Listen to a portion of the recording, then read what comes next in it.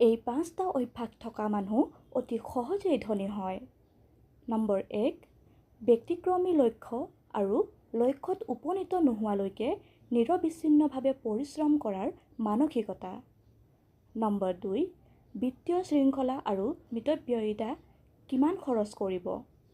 100 টকাটো হাতত থাকিলে কিবা খাব নে 100 টকাটো কিদৰে দুখ কৰিব সেই শৃংখল। নম্বৰ 3, সচৰাচৰ সকলোৱে কৰা ধৰণে ব্যৱসায় বা যিকোনো কাম ব্যক্তিক্ৰমী ধৰণে কৰাৰ মানসিকতা, আউট অফ দি বক্স চিন্তা কৰাৰ শক্তি। নম্বৰ 4, ধাৰাবাহিকভাৱে শিকি থকাৰ অভ্যাস আৰু যিকোনো পৰিস্থিতি সহজভাৱে গ্ৰহণ কৰাৰ মানসিকতা। নম্বৰ 5, উন্নত নেটৱৰ্ক আৰু শক্তিশালী সম্পৰ্ক গঢ়াৰ কৌশল, যিকোনো কৰ্মত পাৰ্গত হ'বলৈ সকলোৰে পৰা শিকি সহায় লৈ আগবাঢ়িব পৰা মানসিকতা। ধন্যবাদ।